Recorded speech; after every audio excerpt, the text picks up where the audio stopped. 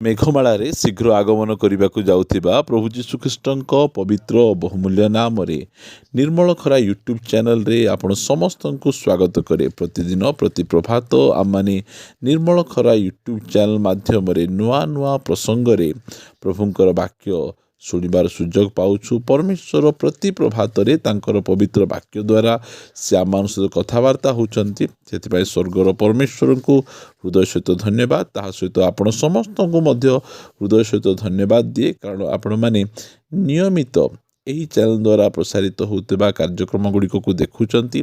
କେବଳ ଦେଖୁଛନ୍ତି ତାହା ନୁହେଁ, ଲାଇକ୍ ସେୟାର କମେଣ୍ଟସ୍ ଗୁଡ଼ିକ ଦ୍ୱାରା ଆପଣମାନେ ଆମମାନଙ୍କୁ ଅତ୍ୟଧିକ ପରିମାଣରେ ଆଶୀର୍ବାଦ କରୁଛନ୍ତି। ପ୍ରଭୁ ଆପଣ ସମସ୍ତଙ୍କୁ ପ୍ରଚୁର ଭାବେ ଆଶୀର୍ବାଦ କରନ୍ତୁ। ଆସନ୍ତୁ ଆଜିର ପ୍ରସଙ୍ଗ ନିକଟକୁ ଯିବା। ଆଜିର ପ୍ରସଙ୍ଗଟି ଏହି ପ୍ରକାର ଅଟେ, ଅଧିକ ଚିନ୍ତା କରୁଥିବା ଦୁଇ ଜଣ ବ୍ୟକ୍ତି। ଅଧିକ ଚିନ୍ତା କରୁଥିବା ଦୁଇ ଜଣ ବ୍ୟକ୍ତି। ପ୍ରିୟମାନେ, ବାଇବଲ ଆମମାନଙ୍କୁ କହେ, ଚିନ୍ତା କର ନାହିଁ, ତୁମେ ଆପଣା ସମସ୍ତ ଚିନ୍ତାର ଭାର ଆମ ଉପରେ ପକାଅ, ଆମେ ତୁମମାନଙ୍କ ନିମନ୍ତେ ଚିନ୍ତା କରୁଅଛୁ। ଏହା ବାଇବଲର ପ୍ରତିଜ୍ଞା ଅଟେ। ଅନେକ ଜଣ ଏହି ପ୍ରତିଜ୍ଞା ଗୁଡ଼ିକକୁ ଜାଣନ୍ତି, ହେଲେ ମଧ୍ୟ ସେମାନେ ଚିନ୍ତାମଗ୍ନ, ଚିନ୍ତାରେ ସେମାନେ ବୁଡ଼ି ରହନ୍ତି। ଯେଉଁ ସମୟରେ ମଧ୍ୟ ଦେଖିଲେ ସେମାନେ ଚିନ୍ତିତ ଚିନ୍ତା କରି କରି ସେମାନଙ୍କ ଦେହ ଗୁଡ଼ିକ ନଷ୍ଟ ହୋଇଗଲାଣି। ନୂଆ ନୂଆ ରୋଗ ତାଙ୍କ ଶରୀର ମଧ୍ୟରେ ଆକ୍ରମଣ କଲାଣି, ହେଲେ ମଧ୍ୟ ସେମାନେ ଆହୁରି ଅଧିକ ଚିନ୍ତାରେ ସେମାନେ ନିଜକୁ ନଷ୍ଟ କରୁଅଛନ୍ତି। ଅଧିକ ଚିନ୍ତା କରୁଥିବା ଏହି ଦୁଇ ଜଣ ବ୍ୟକ୍ତିଙ୍କ ମଧ୍ୟରୁ ଜଣେ ହେଲେ ଯେ କି ଅନାଥ ବ୍ୟକ୍ତି। ଗୋଟେ ଅନାଥ ବ୍ୟକ୍ତି, ଯାହାର କି ବାପା ନାହାନ୍ତି, ମା ନାହାନ୍ତି, ଏହି ପ୍ରକାର ଅନାଥ ବ୍ୟକ୍ତି, ସେ ସବୁବେଳେ ସେ ଚିନ୍ତାରେ ଥାଏ, ସବୁ ସମୟରେ ଚିନ୍ତିତ। ତାକୁ ଯେତେ ଖାଇବାକୁ ଥାଉ, ଯେତେ ପିଇବାକୁ ଥାଉ, ଯେକୌଣସି ସମୟରେ ମଧ୍ୟ ସେ ଚିନ୍ତାରେ ମଗ୍ନ, କାରଣ ସେ ସବୁବେଳେ ନିଜକୁ ସେ ଅସୁରକ୍ଷିତ ମନେ କରେ। ପ୍ରିୟମାନେ, ଅନାଥମାନେ ଚିନ୍ତା କରନ୍ତି। ଆମେ ଦେଖିବା, ଆମେ ପଢ଼ିବା, ଯାହାକି ମାଥ୍ୟୁ ଏହାର 6 ଅଧ୍ୟାୟରେ ଲେଖାଯାଉଛି ଯେ 31 ପଦରୁ, ଏଣୁ କ'ଣ ଖାଇବା ଅବା କ'ଣ ପିଇବା, କିଅବା କ'ଣ ପିନ୍ଧିବା, ଏହା କହି ଚିନ୍ତିତ ହୁଅ ନାହିଁ, କାରଣ ବିଜାତିମାନେ ଏହିସବୁ ବିଷୟ ଖୋଜି ବୁଲନ୍ତି। ଆଉ ଏହି ସମସ୍ତ ବିଷୟ ଯେ ତୁମ୍ଭମାନଙ୍କର ପ୍ରୟୋଜନ, ତାହା ତୁମ୍ଭମାନଙ୍କ ସ୍ୱର୍ଗସ୍ଥ ପିତା ଜାଣନ୍ତି। ପ୍ରିୟମାନେ, ଅନାଥମାନେ ସେମାନେ ଏସବୁ ବିଷୟକୁ ଜାଣନ୍ତି ନାହିଁ, ମାତ୍ର ଯେଉଁମାନେ ସ୍ୱର୍ଗସ୍ଥ ପିତାଙ୍କୁ ଜାଣନ୍ତି, ସେମାନେ ଏହିସବୁ ବିଷୟକୁ ନେଇ କେବେ ହେଲେ ମଧ୍ୟ ଚିନ୍ତିତ ହୁଅନ୍ତି ନାହିଁ। ଆଜି ଏହି ସନ୍ଦେଶ ଶୁଣୁଥିବା ଅନେକ ଭାଇ ଭଉଣୀମାନଙ୍କୁ କହିବା ପାଇଁ ଚାହେଁ, ଆପଣ ଅନାଥ ନୁହନ୍ତି। ଆପଣଙ୍କର ଜଣେ ସ୍ୱର୍ଗସ୍ଥ ପିତା ଅଟନ୍ତି, ଆଉ ସେ ସ୍ୱର୍ଗରେ ବସିଛନ୍ତି, ଆଉ ସେ ଆମମାନଙ୍କର ସକଳ ବିଷୟକୁ ସେ ଧ୍ୟାନରେ ରଖିଛନ୍ତି। ଆମ ଜୀବନରେ ଏହି ପ୍ରକାର କୌଣସି ବିଷୟ ନାହିଁ ଯେଉଁ ବିଷୟ ପ୍ରତି କି ତାଙ୍କର ଦୃଷ୍ଟି ନାହିଁ, ଜାଣନ୍ତି ନାହିଁ ବୋଲି ଏ ପ୍ରକାର କୌଣସି ବିଷୟ ନାହିଁ। ପ୍ରତ୍ୟେକ ବିଷୟକୁ ଜାଣନ୍ତି। ଦେଖନ୍ତୁ, ଆମମାନଙ୍କର ମସ୍ତକର କେତେଟା କେଶ ଅଛି ଆମକୁ ଜଣା ନାହିଁ, ମାତ୍ର ଆମମାନଙ୍କର ମସ୍ତକର ସମସ୍ତ କେଶକୁ ସେ ଗଣିବା ପରମେଶ୍ୱର ଅଟନ୍ତି। ଭାବନ୍ତୁ, ଏତେ ଛୋଟ ଛୋଟ ବିଷୟ ପ୍ରତି ଆମମାନଙ୍କ ପରମେଶ୍ୱରଙ୍କ ଧ୍ୟାନ ଅଛି, ତାହେଲେ ଆମେ କାହିଁକି ଚିନ୍ତାମଗ୍ନ ରହିବା? କେବଳ ଅନାଥମାନେ ହିଁ ସେମାନେ ଚିନ୍ତାରେ ମଗ୍ନ ରୁହନ୍ତି, ସବୁ ସମୟରେ ଅସୁରକ୍ଷିତ ମନେ କରନ୍ତି। ମାତ୍ର ଆମର ଜଣେ ସ୍ୱର୍ଗସ୍ଥ ପିତା ଅଟନ୍ତି। ଆମେ କ'ଣ ଖାଇବା ସେ ଜାଣନ୍ତି, ଆମେ କ'ଣ ପିଇବା ସେ ଜାଣନ୍ତି, ଆମେ କ'ଣ ପିନ୍ଧିବା ସେ ଜାଣନ୍ତି, ଆମର ସବୁ ବିଷୟକୁ ସେ ଜାଣନ୍ତି। କେବଳ ଜାଣନ୍ତି ତାହା ନୁହେଁ, ସେ ଯୋଗାଇବା ପରମେଶ୍ୱର।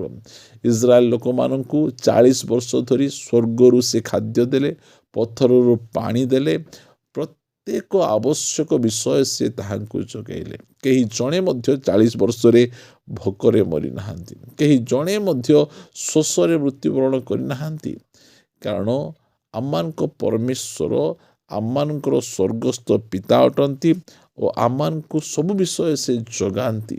ପ୍ରିୟମାନେ, ଏବେ ଯାଏଁ ଯଦି ଆପଣ ସ୍ୱର୍ଗସ୍ଥ ପିତାଙ୍କୁ ନ ଜାଣି ଅନାଥ ପରି ଜୀବନଯାପନ କରୁଛନ୍ତି, ଆପଣ ଚିନ୍ତାରେ ମଗ୍ନ ଥିବେ। ଯଦି ପ୍ରଭୁଙ୍କୁ ଜାଣିଛନ୍ତି, ସ୍ୱର୍ଗସ୍ଥ ପିତାଙ୍କୁ ଜାଣିଛନ୍ତି, ତାହେଲେ समस्त चिंतार भार ताहांको उपरे पकाओ से आपणको निमंते चिंता करूअछंती एई व्यक्ति। द्वितीय व्यक्ति जे कि चिंतारे निजको मग्न करे से व्यक्ति होउचंती जे कि प्रार्थना करंती नहीं। प्रार्थना न करिवा व्यक्ति जणे अनाथ व्यक्ति आउ जणे चिंतारे मग्न होई चिंतारे बुड़ी रहिवा व्यक्ति से हेले प्रार्थना शून्यता तांको जीवन रे कौनसी प्रार्थनार जीवन नहीं। जो मानकर प्रार्थनार जीवन नहीं से माने चिंतारे मग्न हेबे। बाइबल कहे फिलिपियो 4 अध्याय 6 पद लिखा गला कौनसी विषय चिंतित हुओ नहीं। से कही तांते 40टा विषय चिंता कर 60टा विषय मो ऊपर छाड़ी दियो। तुम्हें छोट छोट विषय चिंता कर बड़ बड़ विषय मो ऊपर छाड़ी दियो। सेमती से कहूना से कहते कौनसी विषय चिंतित हुओ नहीं। तो चिंता करो नहीं अलगा काम करो कौन काम सीटा किंतु समस्त विषय निमंते प्रार्थना विनती द्वारा धन्यवाद सह तुम्ह मानकर निवेदन सब ईश्वर निकट रे जणा। आज परमेश्वर जहा कर नहीं कहिसंती सेटा से माने करूछंती आउ जहा कर कहिसंती सेटा से माने करूनाहांती। से कहले चिंता करो नहीं प्रार्थना करो।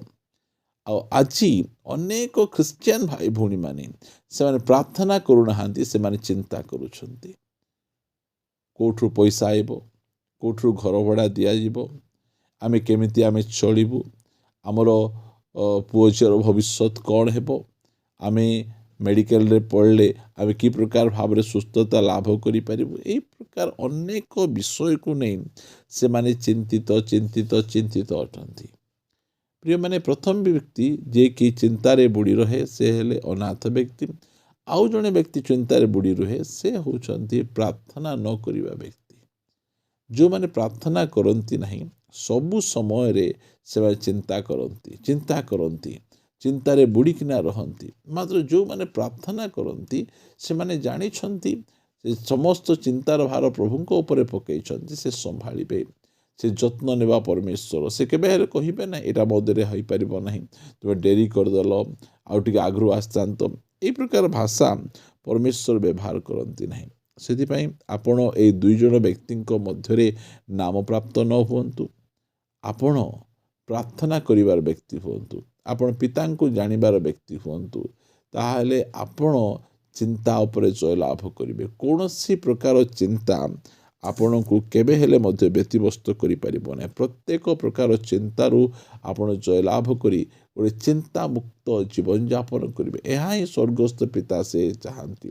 प्रभु जीशु ख्रीष्ट जेबे तेते बेले मध्य धरा पृष्ठ थिले जे कौनसी प्रकार समस्या आसिले मध्य से कौनसी प्रकार भाव रे हताश ने आसी नांदी केमिति हेबो को प्रकार भाव रे हेबो ए प्रकार भाव रे से केबे मध्य चिंता रे बुड़ी नांती कारण प्रार्थनार जीवन थिला।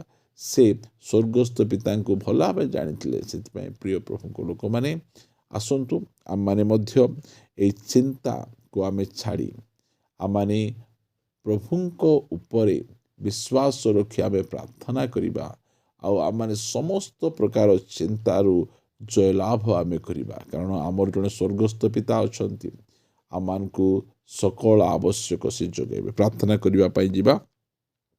पवित्र मंगलमय पिता आमे तुमको धन्यवाद धन्यवाद धन्यवाद दौछु कारण तुम्हें से योग्य सुभाजन परमेश्वर तुम्हें अट।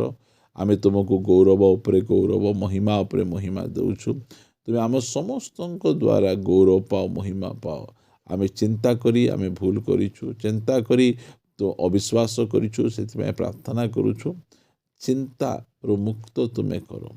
आमे चिंतित व्यक्ति न होई आमे विश्वास करिबा व्यक्ति ही पारिबु आमे पवित्र व्यक्ति आमे ही पारिबु। प्रभु दया करी तुम्हें साहाय्य करो अनुग्रह करो उपकार करो। प्रभु जो माने चिंतारे एबे मध्य बुड़ीकिना अछंती तुम्हें से मान को चिंतार भार तुम्हें नियो से मान को हल्का करो से माने कंफर्ट रे आसीबे आ निज जीवन को तुम समर्पण करि परिबे। दया करी साहाय्य करो। प्रार्थना सुनिछ धन्यवाद। प्रार्थना प्रिय प्रभु यीशु को नाम रे मागुछु amen amen. Praise the lord. प्रभु आम समस्त को प्रचुर भाव आशीर्वाद करंतु। प्रभु अनुग्रह कले आसंता अध्याय रे आ गोटे नुआ प्रसंग रे परस्पर सहित साक्षात करिबा रहिबा। नमस्कार। Praise the Lord. God bless you.